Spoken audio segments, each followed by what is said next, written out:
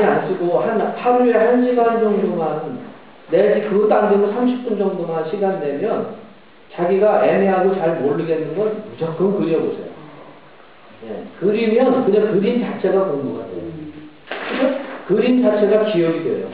일부러 시험 문제처럼 땡으로 외우지 말라고요. 신문, 침, 이자 에어가는 사람 같은 거 돈이 좀 땡고 할 거예요. 근데 옮겨 적으면 그게 머리에 남아요. 이게 많이 옮겨 적을 수 있으면 많이 남아요. 그런데 이게 전체가 다 보여요. 한눈에. 한눈에 보이면 그 다음에 이렇게 침을, 거기다 띠침을 붙일 때도 전체 숲을 보고 붙이는 거지 나무만 보고 하진 않아요. 전체 기의 비율에 따라서 위치가 결정되는 거거든요. 예.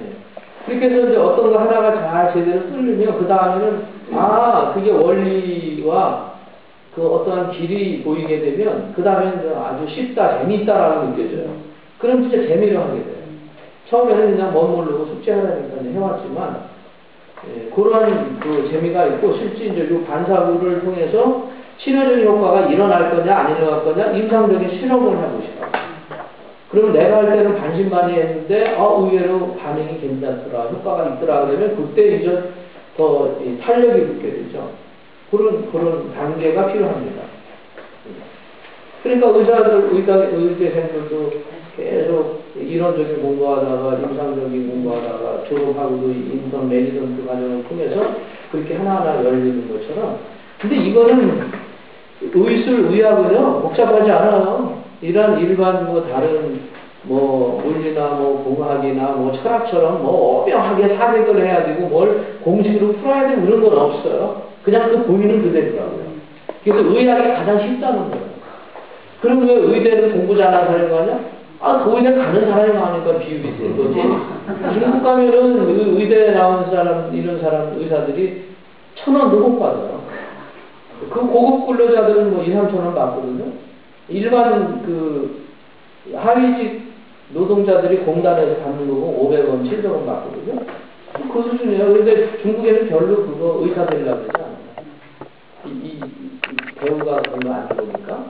근데 사실은 중국은 일반적으로 민간 의술이 침술이니 발 마사지니 뭐니 해가지고 거의 일반 생활화되어 있잖아요. 그러니까 그렇게 특별히 그렇게 중의사가 되려고 하는 이런 것도 적고 거의 다 모태또이가 잘한 것 중에서 심장정책 말고 잘한 것 중에 하나가 생활의술로 만들었다는 게 잘했다는 거예요. 그게. 그러니까 누구나 다 병원에 가는 일을 크게 많이 못 느끼고 스스로 해결하잖아요. 그러다 보니까 의사를 많이 필요하지 않았을 테고, 근데 이제 문명 문화가 발달하다 보니까 선진국형으로 가다 보면 아무래도 이제 그런 부분이 더 비율이 세질 거라고 보여지는데요. 그냥 보이는 것 자체라는 거예요. 그러니까 어렵게 생각할 수가 없어요. 그냥 옮겨서 보면 눈에 보여지고, 해부학적인 게 기초의학이니까 기초의학 해부학을 모르면 다른 게 의술은 아무것도 다 못해요. 일단은 그 위치와 개수 이런 것들을 모양을 알아야 그 다음에 뭘 하죠. 그래서 일부 과정에서 해부학 이 앞에 보면 일부는 나와 있지만 이거 가지고 좀 미흡하거든요. 그래서 해부학을 많이 보시면 내 몸에 그러니까 제품을 사면 전자제품 사면 사용설명서를 뚫어지게 보잖아요. 또 그걸 봐야 그걸 활용을 하잖아요.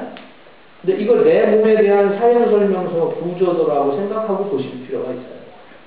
그럼 훨씬 더 이렇게 내 몸에 대한 이해와 그걸 통해서 좀 신명학적 하신 하나님의 전지하심과 전능하심을 더 깨닫게 되는 부분이고요. 인체의 신비라고 하는데요. 인체를 알면 할수록 신비라는 말로 표현할 수가 없더라고요.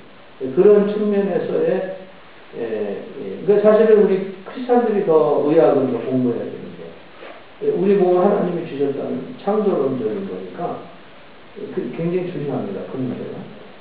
그래서 그런 쪽으로 물론 성경 공부 다음이긴 하지만 다음이긴 하지만 우리 몸이 건강해야 그 다음에 뭘 하죠. 그런 측면에서는 좀 재미를 들려서 하시면 더 도움이 많이 되실 것 같고요.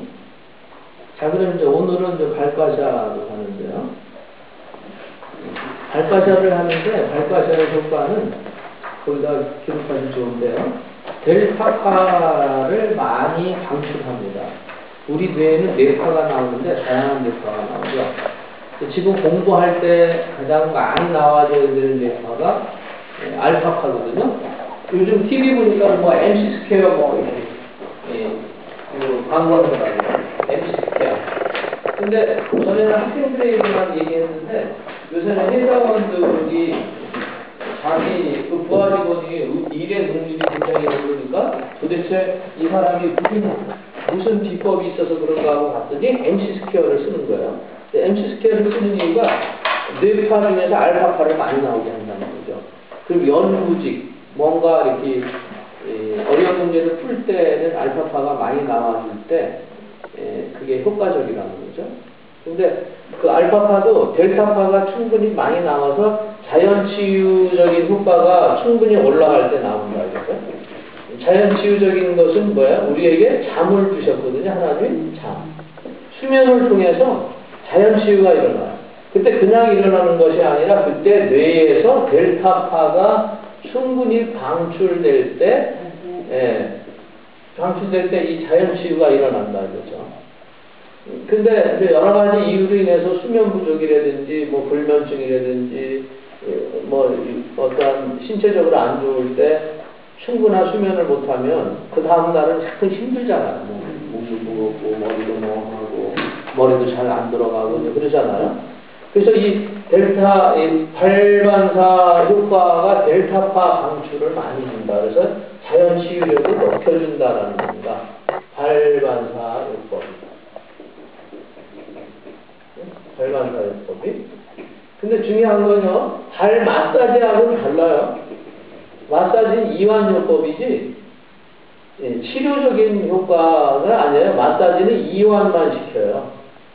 근데 치유의 시작은 이완이 됐을 때. 그죠? 그러니까 발반사요법하고 요법하고 마사지하고는 다른 개념이에요. 마사지는 요법을 향하기 전 단계예요. 이게. 그 이완을 시키기 위함이에요. 이완이 돼야, 릴렉스 돼야 그 다음에 치유로 들어간다 이렇게 보거든요. 그래서 이 발반사 요법, 발과사를 물론 손으로 할 때 발반사 요법, 수기요법이라고 그러죠. 근데 과사기구를 하면 발과사라 이렇게 부르는데 발과사를 하면 첫째 델타파가 많이 방출되고 그래 통해서 스트레스가 많이 해소되고 피로 회복이 되죠. 그 다음에 발에 있는 반사구를 통해서 제발 신체 각 기관의 질병을 치유할 수 있고요. 또 진단도 되죠. 진단과 치유가 동시에 일어나죠. 그렇잖아요. 중국에는 뭐 발 마사지 센터가 이렇게 많고 그런데 한국은 뭐 얼마 전에 한참 유행하다가 거의 없어지고요. 그런 이유 중에 하나가 발반사요법을 했으면 아마 중국처럼 오래 갈 텐데 발 마사지 수준밖에 안 되니까는 없어진 거예요. 안 만지는 것보다 만져주는 게 시원하죠. 조금 마사지 기법으로 하면은 좋은 듯 하나 큰 치료 효과가 없으니까 사실 발길이 끊기는 거거든요. 그런 의미에서 이 발반사의 그 원리는 델타파가 나와주는 단계까지 갈 때 효과가 있다. 예? 그 웃으면은 그 엔돌핀이 나와서 몸에 이롭다라는데 그 웃는 시간이 15초 이상이 될 때 그게 가능하다는 얘기예요. 15초 이상 될 때 이 뇌에 있는 뇌파가 이 웃음보가 열려요. 그래서 모든 그 행복 호르몬부터 다양한 몸에 이로운 그 호르몬을 방출한다는 거거든요. 그런 것처럼 그 발도 어느 정도 델타파가 몸에 이로운 단계까지 나오도록 그 깊이 있게 해야 된다라는 의미죠. 그게. 그래서 발을 통해서 얻어지는 유익이 굉장히 커요. 특히 그 누워있는 환자들에게 몸을 해줄 수 없을 때 발을 해줘라. 그러면 전신괄사에 효과가 있거든요. 귓과사도 그렇고 발과사는 전신괄사의 대용입니다. 그래서 특히 발은 본인들도 하기를 꺼려하고 그러한 부분이기 때문에 특히 환자들을 신방했을 때 발 마사지, 발 과사를 해줄 수 있다면 굉장히 아주 좋은 효과를 얻을 수 있다. 본인은 물론이고 가족들에게 좋은 평가를 볼 수 있습니다. 그래서 그게 선교적으로 아주 좋은 면이고, 그 다음에 발은 아무래도 신체를 하는 것보다는 힘이 덜 들잖아요. 힘이 덜 들고 조금만 더 자기들이 이걸 관심 있게 하면은 금방 배워요. 금방 배운다. 뭐 큰 면적이 아니고, 그래서 우선 기본이 발에 있는 그 반사구를 표시하는 것이 굉장히 기본이고요. 이제 발도 이제 지난번에 여기 나눠드린 이 자료하고 교재에 있는 거하고 좀 차이가 있는데요. 이제 위하고 12지장의 차이가 좀 있죠. 위하고 12지장의 차이. 이거 학설별로 차이가 있습니다. 학설별로 차이가 있는데 사실 거기서 거기에 대동소이합니다. 그런데 지난번에 나눠드린 자료를 보면 엄지 발가락을 왜 머리를 보고 엄지 발가락 두 개를 딱 교차하면 사람의 머리고 전체 몸통이 되거든요. 그럼 이제 이게 해부학적인 이해예요. 그 모양은 발로 봤지만 발바닥을 보고 오장육부 반사구의 위치를 아는 게 이게 굉장히 중요하다, 그죠? 위치를. 목사님 그 제가 있었으니까 그 책을 주셔서 이건 다른 거죠. 이게 여기 건가? 단수가 많지는 않은데 약속인가?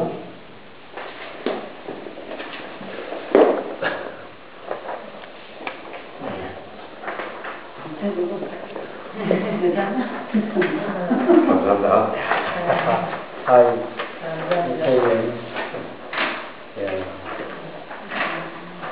앞뒤로 있습니다. 이 그림을 보면요, 다른 건 뭐 대동소이해요. 근데 위 부분도 다르네. 여기 보면 왼발 오른발에 다 위가 있죠. 이 언뜻 보면 위가 두 개라는 생각이 들거든요. 위는 왼쪽에 하나만 있다고요.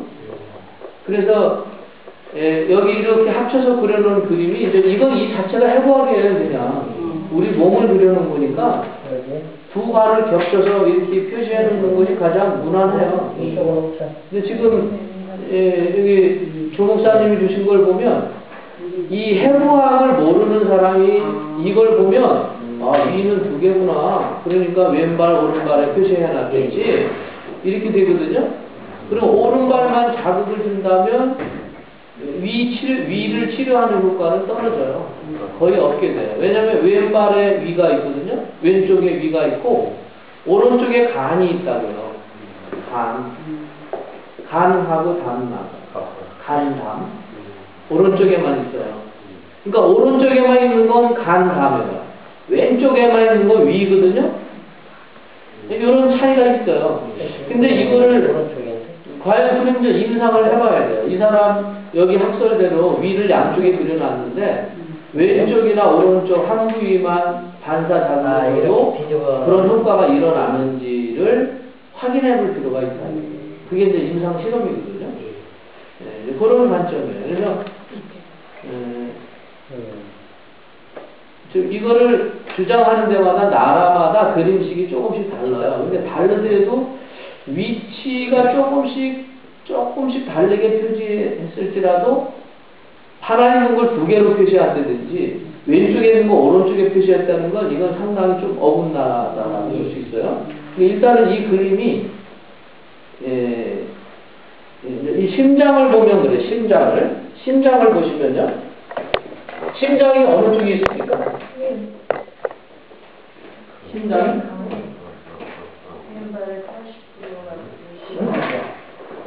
이제 그 심장부터 좀 보자고요. 지금 발가락이 이제 이렇게 있으면 심장. 네, 맞죠. 자, 이렇게 있으면 여기가 좌측이에요. 좌, 우라고 꼭 표시를 해놔야 돼요. 자, 근데 이 좌우가 아직도 왜 거기가 좌우냐고 그러시는 분도 있어요. 그거 한참이라도 그런 분들이 있더라고요. 자기 발바닥을 이렇게 해놓고 그 왼쪽이죠. 왼발이니까 왼발이죠. 그 다음에 오른발은 이렇게 그려놓으면 되잖아요. 그럼 이 그림대로 맞죠? 조금 전에 틀렸죠? 조금 전에 이해가 가셨죠? 근데 이제 좌우측을 꼭 표시해야 될 이유가 심장이 좌측에 80% 있고 우측에는 20밖에 없어요.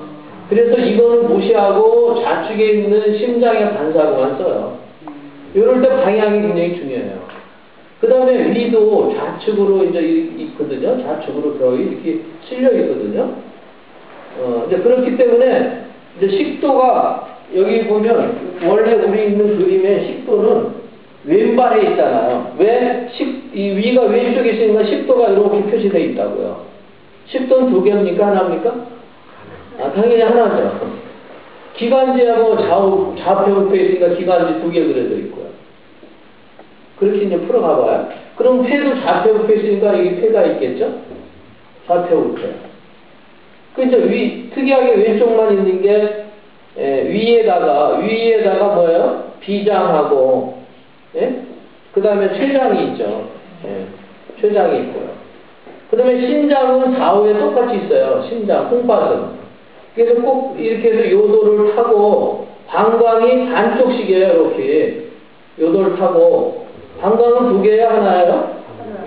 예, 하나예요. 심장이 두 개라고 방광이 두 개 아니에요. 그러면 여기가 경임이 결정된 거 아니야. 이 부위가 뭐예요? 그러니까 이렇게 되니까는, 여성들로 볼 때 가운데 자궁이고요. 나팔관이 양쪽에 있잖아요. 이렇게요. 그렇죠? 그러면은, 여기 그림처럼 내측이 자궁이고, 외측이 나팔관이에요. 난소. 그렇죠? 그 말이 맞죠? 난소잖아요. 근데 난소니까 외측 복숭아뼈에 있어요. 그 다음에 자궁이 내측이니까 내측 복숭아뼈 거기 있는 데가, 그래서 이 그림에 이거예요. 좀 더 잘 아시려고 하시면 그 그림을 다 그림 뭐뭐 그려오셨나요? 다 쭉 그려오라고 그랬죠? 그렇죠?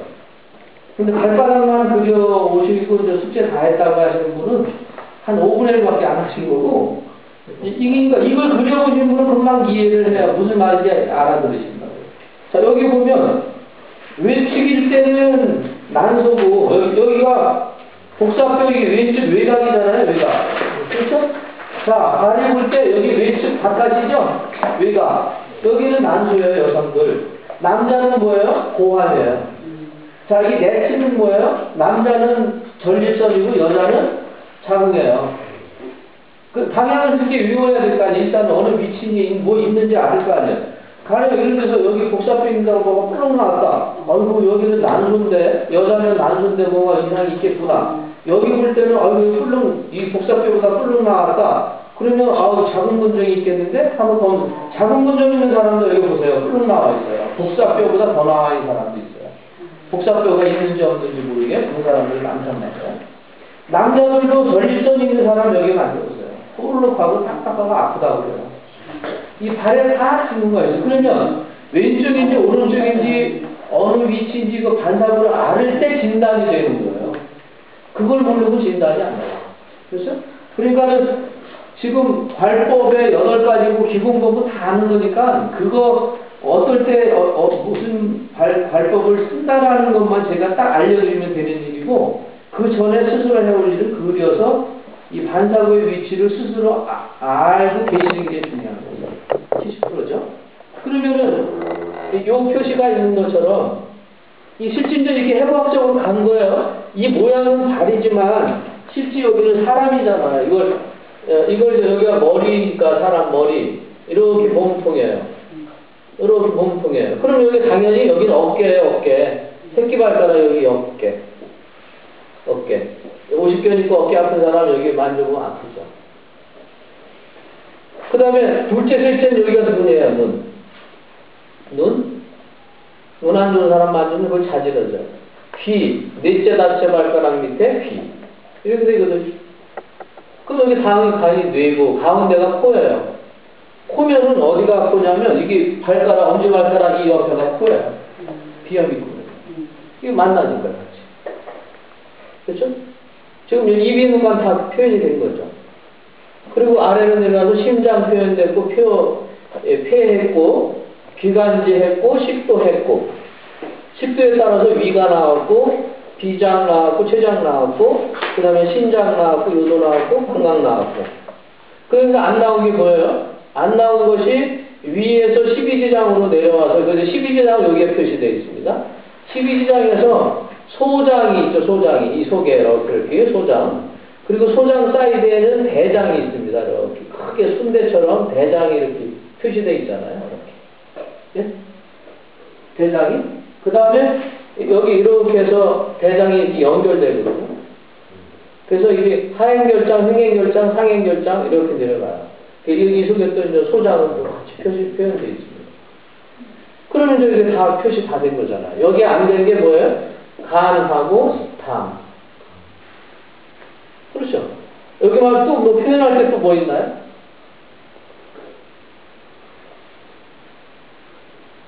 안 그린 거 없잖아요. 이게 그림과 별거 아니죠. 그렇죠? 뭐 자골신경선은 뭐 이렇게 뒤꿈치로 온 거고요. 자골신경선. 다 표시 다 하는데.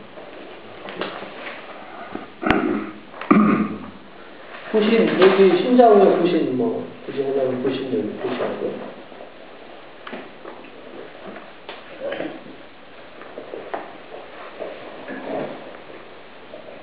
그럼 이제 발바닥에 있는 반사를 다 했으면 발등과 발 옆에. 이 여성들과 발목하고 굉장히 중요합니다. 예, 발목 위에는 나팔관이고 복사뼈 양옆에는 여성기가 있고, 그 다음에 좌골신경 내려가고, 복사뼈 양옆에가 다리, 무릎, 엉덩이, 요추, 삼각지대. 92페이지. 다리, 무릎, 엉덩이, 요추, 삼각지대. 그 안에 거기가 무릎이 안 좋고 엉덩이 안 좋고 요추 안 좋은 사람들은 그 부분이 굉장히 통증을 호소해요. 실제 이제 발까지 해보면 여기 발바닥은 그래도 이게 거의 많이 사반이 안 나오는데요. 발등을 해보면 사반 엄청 나와요. 발등.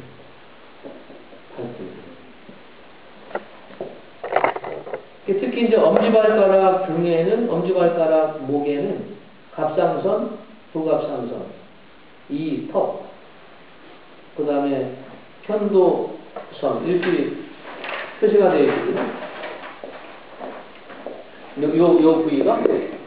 요 부위가 갑상선, 부갑상선, 편도선 이 부위잖아요.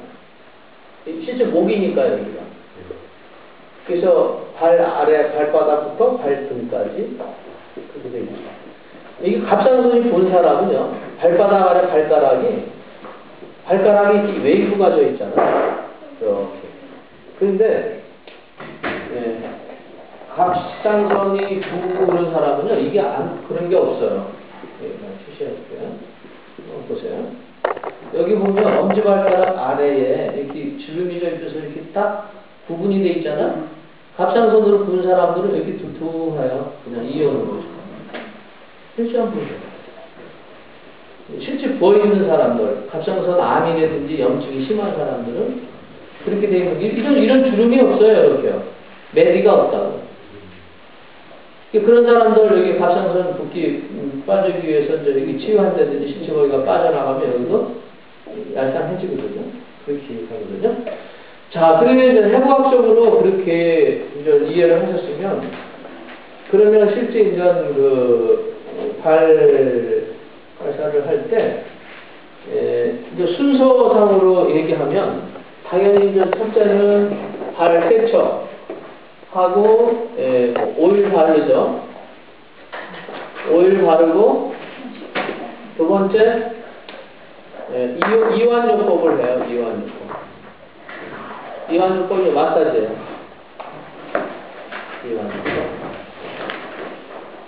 이완 마사지라는 것도 있고.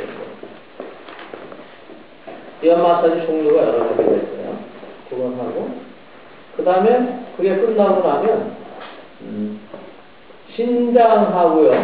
신장에서 방광까지 면갈법을 해요. 면갈법 내지 각갈법을 합니다. 자, 이렇게 하는 이유는 신장하고 방광을 열어서 몸의 독소를 빨리 배출을 순환시키기 위함이에요. 그리고 네 번째로 이제 전신괄사로 들어가요. 전신괄사를 할 때 물론 저 다리 많이 아프고 그런 사람들은 명갈법으로 해주고 1단계 명갈법, 2단계로 점안법을 해요. 점안법을 하는데 명갈법 할 때와 점안법 할 때 좀 달라요. 자, 이 명갈법을 할 때는 당연히 여기가 머리니까 이 보사법에 의해서 보법으로 할 때는 밑에서 위로 긁어주고 사법을 할 때 위에서 아래로 긁어주면서 전체를 명갈법을 하잖아요. 그리고 나서 점안법을 할 때 이 엄지발가락 중심으로 해서 이렇게 점안법을 하고 내려온다고 이렇게 쭉쭉쭉 이렇게. 그럼 발가락 5개를 전부 다 이렇게 점안법을 쭉 하고 내려오거든요. 이렇게. 실제 이제 해보시겠지만 그게 이제 전신괄사죠. 자, 이렇게 하면서 문제점, 통증이 있는 것, 문제 있는 곳을 집중적으로 해야죠. 이게 진단이에요. 있는 것. 문제 있는 것 중점적으로 해야죠. 사실 전신괄사 이렇게 하면서 명갈법, 정환법 하면서 이게 진단이 일어나고 그래요. 진단. 문제점을 알잖아요. 이 문제점이 안 되는 건 진단이 됐다는 얘기죠. 그럼 그걸 해결하는 거죠. 순서가 전체적인. 이 바른 진단과 치유가 동시되죠. 과샤 자체가 그렇잖아요. 진단과 치유를 동시에 하는 것이 과샤니까.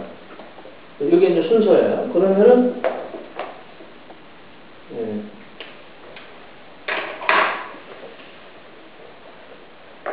이완 마사지는 나중에 하더라도 이완 마사지를 먼저 해볼까? 이완 마사지 우선 기본으로 몇 가지만 알려드리고 그렇습니다. 자, 이제 같이 막 참고해서. 근데 다른 데 보면 또 이름보다 또 다른 모양으로 되어 있는 데 있어요. 중요한 건 요 같이 그린 거 요거를 충분히 확실히 이해하고 다른 걸 보아야 비교 개념이 돼요. 예?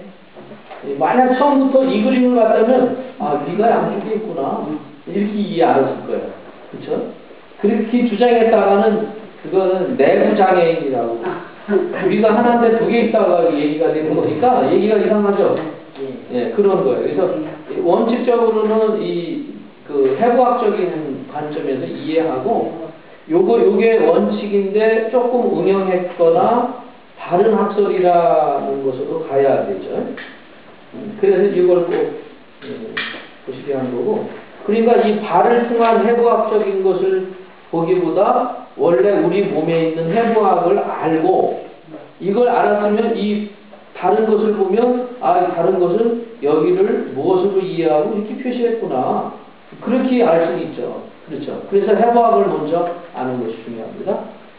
자, 그러면은 잠깐 예. 아까 정합법 하실 때요. 예. 지난번에 저희들에게 그 오구역선이라고 해가지고 발가락과 발가락 사이를 정합법을 예, 맞아요. 9줄로 할 수도 있고요. 5줄로도 할 수도 있어요.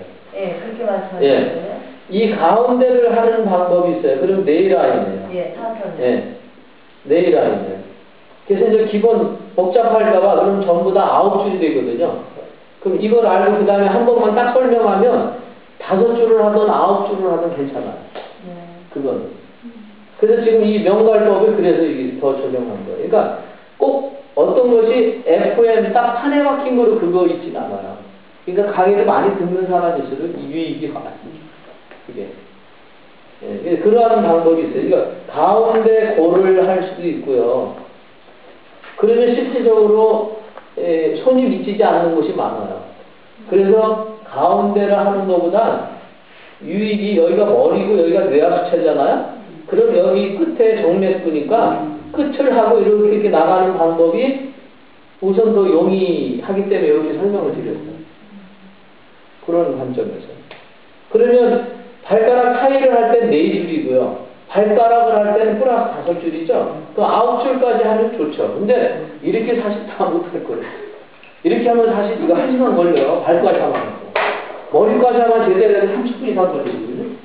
머리를 빗어주는 거 5분이면 되고, 머리까지 하는 건 30분 이상 걸려요. 그러니까 좀 더 이제 세밀하게 하셔야 돼요. 그러니까 그래서 보수교육 할 때는 다시 한번 다른 각도로 설명하면 그것이 계속 얹혀지는 그런 유익이 있을 거예요. 그렇죠? 지난번 설명하고는 좀 다르게 설명했죠. 그렇죠? 네. 그러면 이제 이완 마사지 요법을 할 때,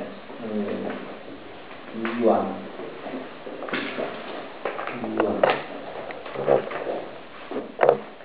목사님 뭐 하시나 보죠?